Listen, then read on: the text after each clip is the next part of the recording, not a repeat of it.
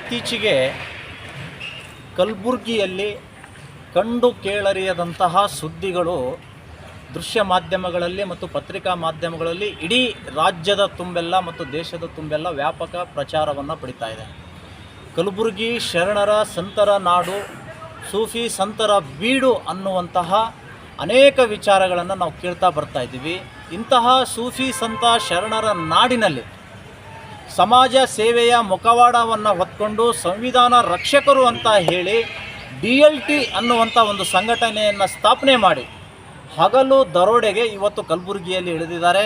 ಅದು land mafia ಇರಬಹುದು ಮತ್ತು ಇನ್ನೂ ವಸೂಲಿಬಾಜಿ ಇರಬಹುದು, ಅದರಲ್ಲೆಲ್ಲವೂ ಕೂಡ ದುಷ್ಕೃತ್ಯದಲ್ಲಿ ಭಾಗಿಯಾಗಿ ಇವತ್ತು ಕೋಟ್ಯಾಧೀಶರಾಗ್ತಾ ಇದ್ದಾರೆ.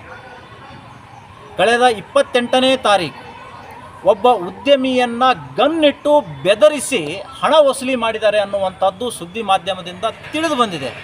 ಆ ಪ್ರಕರಣದಲ್ಲಿ ಸುಮಾರು 8 ಜನರ ಮೇಲೆ FIR ಆಗಿದೆ. ಇಲ್ಲಿಯವರೆಗೂ ಕೂಡ ಅದರ ತನಿಖೆಗೆ CPI ಶಕೀಲ್ ಅಂಗಡಿಯವರು ಮುಂದಾಗಿಲ್ಲ. ನಮಗೆ ಅನುಮಾನ ಇದೆ, ಈ ಎಲ್ಲ ಪ್ರಕರಣಗಳನ್ನು ಮುಚ್ಚಲಿಕ್ಕೆ ಏನೋ ಡೀಲ್ ಆಗಿದೆ ಅನ್ನುವಂತಹದ್ದಿದೆ. ಪೊಲೀಸ್ ಕಮಿಷನರ್ ಇದನ್ನು ಸಂಪೂರ್ಣವಾಗಿ ತನಿಖೆಗೊಳಪಡಿಸಿದಾಗ ಮಾತ್ರ ಇವತ್ತು ಆ ಸತ್ಯ ಬಯಲಿಗೆ ಬರಲಿಕ್ಕೆ ಸಾಧ್ಯ ಇದೆ. ಕಳೆದ 3 ದಿನಗಳ ಹಿಂದೆ ರಾಜ್ಯವೇ ಬೆಚ್ಚಿ ಬೀಳಿಸುವಂತಹ ಸುದ್ದಿ, ಭಯಾನಕ ಸುದ್ದಿಯನ್ನು ನಾವು ನೋಡಿದ್ದೀವಿ. ಅದು ಹನಿ ಟ್ರ್ಯಾಪ್. ಮಹಿಳೆಯನ್ನು ಪೂಜಿಸುವಂತಹ, ಆರಾಧಿಸುವಂತಹ ದೇಶ ನಮ್ಮದು. ಅಂತಹ ಅಮಾಯಕ ನ್ಯಾಯ ಕೇಳ್ಕೊಂಡು ಬಂದಂತಹ ಯುವತಿಯರನ್ನು ದುಷ್ಕೃತ್ಯಕ್ಕೆ ಬಳಸಿಕೊಂಡು ಮತ್ತು ಅತ್ಯಾಚಾರ ಎಸಗಿ ಲಕ್ಷ ಲಕ್ಷ ಹಣ ಲೂಟಿ ಮಾಡಿದಾರಲ್ಲ, ಇದು ನಮ್ಮ ಕಲಬುರಗಿ ನಾಗರಿಕ ಸಮಾಜ ತಲೆ ತಗ್ಗಿಸುವಂತಹ ವಿಚಾರ ಇದೆ. ಹನಿ ಟ್ರ್ಯಾಪ್ ಬಗ್ಗೆ, ಅತ್ಯಾಚಾರದ ಬಗ್ಗೆ FIR ಆಗಿದೆ. ಅತ್ಯಾಚಾರಕ್ಕೆ ಸಂಬಂಧಪಟ್ಟಂತೆ 3-4 ಜನರ ಹೆಸರು ಉಲ್ಲೇಖ ಆ ಕಂಪ್ಲೇಂಟ್ನಲ್ಲಿ ಆಗಿದ್ದರೂ ಕೂಡ ಒಬ್ಬ ಯುವಕನನ್ನು ಬಂಧಿಸಿ ಕೈ ತೊಳ್ಕೊಂಡಿದ್ದಾರೆ. ಇನ್ನುಳಿದವರನ್ನು ಅರೆಸ್ಟ್ ಮಾಡುವ ಗೋಜಿಗೆ ಹೋಗಿಲ್ಲ. ಯಾಕೆ ಹೋಗಿಲ್ಲ? ಇಲ್ಲಿಯ ಇಲಾಖೆ ಸ್ಪಷ್ಟಪಡಿಸಬೇಕು. ಗನ್ ಎಲ್ಲಿಂದ ಬಂತು ಉದ್ಯಮಿಗೆ ಬೆದರಿಕೆ ಹಾಕಲಿಕ್ಕೆ? ಆ ಯುವತಿಯರನ್ನು ಮೋಸದ ಜಾಲಕ್ಕೆ ಸಿಕ್ಕಾಕ್ಸಲಿಕ್ಕೆ ಯಾರು ಕಾರಣರು?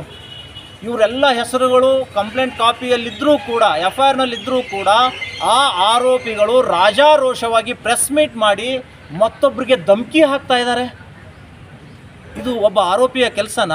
ಇದನ್ನು ನೋಡಿಕೊಂಡು ಪೊಲೀಸ್ ಇಲಾಖೆ ಕಣ್ಣು ಮುಚ್ಕೊಂಡು ಕೂತ್ಕೊಳ್ತಾ ಇದೆಯಾ? ಇದು ಅತ್ಯಂತ ಖಂಡನೀಯವಾಗಿರುವಂತಹ ವಿಚಾರ ಇದೆ.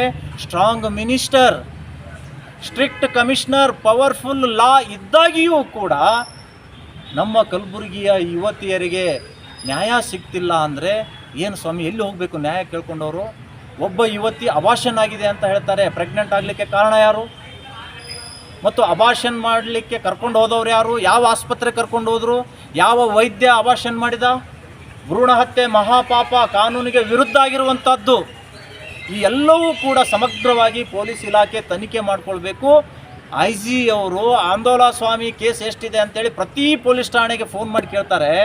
ಈ DLT ಸಂಘಟನೆಯವರು ಏನೇನು ದುಷ್ಕೃತ್ಯ ಮಾಡ್ತಾ ಇದ್ದಾರೆ ಅನ್ನುವಂತಹ ಕೇಳುವ ಸೌಜನ್ಯತೆ ಇಲ್ವಾ ನಿಮಗೆ?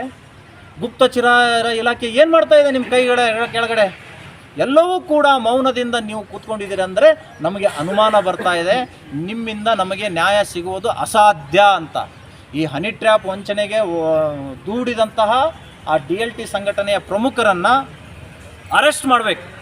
ಅರೆಸ್ಟ್ ಮಾಡದೆ ಹೋದರೆ ಕಮಿಷನರ್ ಕಚೇರಿ ಎದುರುಗಡೆ ಅನಿರ್ದಿಷ್ಟಾವಧಿ ಧರಣಿ ಸತ್ಯಾಗ್ರಹವನ್ನು ನಾವು ಮಾಡೋರಿದ್ದೀವಿ. ಇಲ್ಲಿಯ ಇನ್ಚಾರ್ಜ್ ಮಿನಿಸ್ಟರ್ ಹೇಳ್ತಾರೆ, ಕೇಳಿದ್ದಕ್ಕೆಲ್ಲ ಉತ್ತರ ಕೊಡೋಕ್ಕಾಗಲ್ಲ ಅಂತ ಹೇಳ್ತಾರೆ.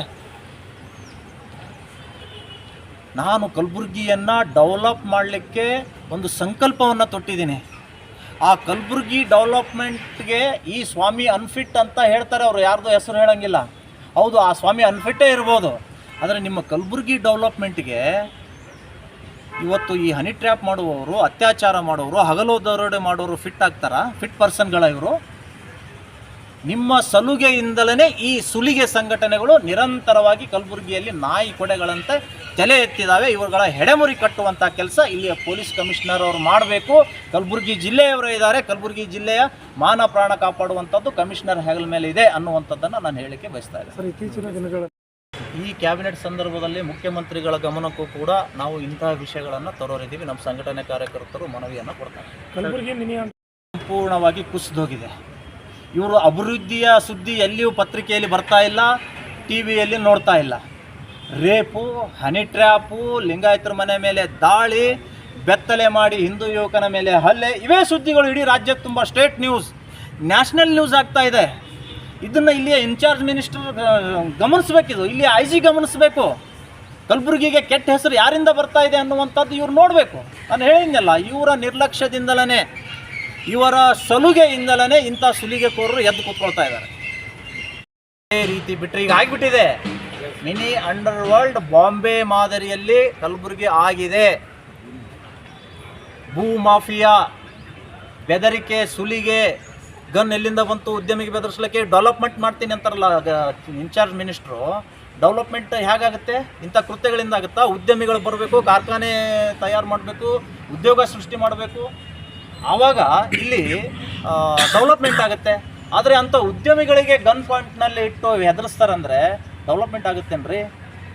ಯಾವುದು ಡೆವಲಪ್ಮೆಂಟ್ ಆಗಲ್ಲ, ಕಲಬುರಗಿ ಆಗಲ್ಲ. ಅವರ ಕುಟುಂಬ, ಅವರ ಟ್ರಸ್ಟು, ಇವರೇ ಡೆವಲಪ್ಮೆಂಟ್ ಆಗ್ತಾರೆ.